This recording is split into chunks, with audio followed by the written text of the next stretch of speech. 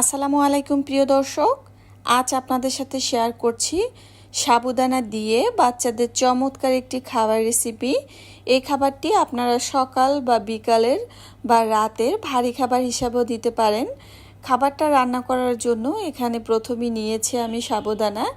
বাচ্চাকে খাওয়ানোর জন্য অবশ্যই আসল সাবুদানা বেছে নিতে হবে। এরপরে দিয়ে দিয়েছি এখানে 2 রকমের বাদাম এবং সেই সাথে দিয়ে দিয়েছি খেজুর এবং এখানে আরও বেশ কয়েকটা কিশমিশ নিয়ে নিয়েছি।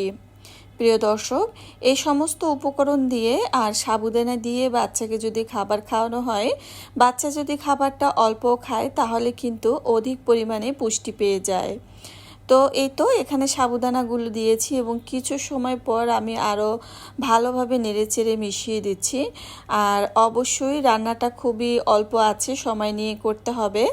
খাবারটা অনেক বেশি পুষ্টিকর এবং প্রোটিনে ভরপুর যেন হয় সেই কথা মাথায় রেখে কিন্তু আমি এখানে একটা বাচ্চার জন্য মুরগির ডিম ব্যবহার করেছি। আপনার বাচ্চার বয়স যদি 6 মাস 7 মাসের হয় সেক্ষেত্রে আপনারা মুরগির ডিমের কুসুম নিয়ে নেবেন। আর সেক্ষেত্রে কিন্তু বাদাম ব্যবহার করবেন না। আপনি চাইলে মিষ্টি স্বাদের জন্য এখানে খেজুর এবং কিশমিশ ব্যবহার করতে পারবেন, তবে বাদাম ব্যবহার করতে পারবেন না। বাদাম দিয়ে যদি খাওয়াতে চান সেক্ষেত্রে 8 মাস বয়স থেকে খাওয়াতে হবে। আর এই মুহূর্তে যেই ডিম দেওয়ার পরে যে পিউরিটা দিয়ে দিয়েছি সেটা কিন্তু আমি যে খেজুর বাদাম কিশমিশ নিয়েছি তারই খুব সুন্দর একটা পিউরি তৈরি করেছি।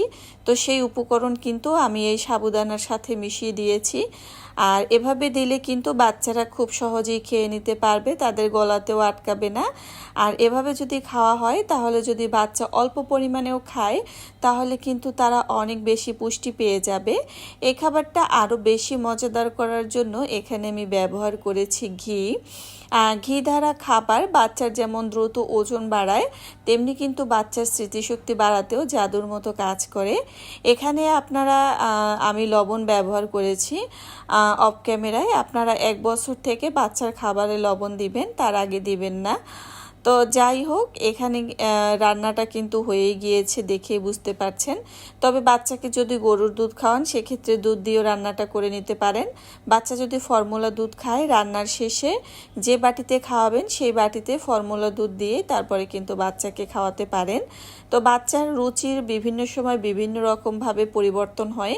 দেখা যায় একভাবে তাদেরকে খাওয়ালে ওরকম খেতে চায় না, তাই বিভিন্ন রকমের খাবার তৈরি করেই কিন্তু বাচ্চাকে খাওয়াতে হয়।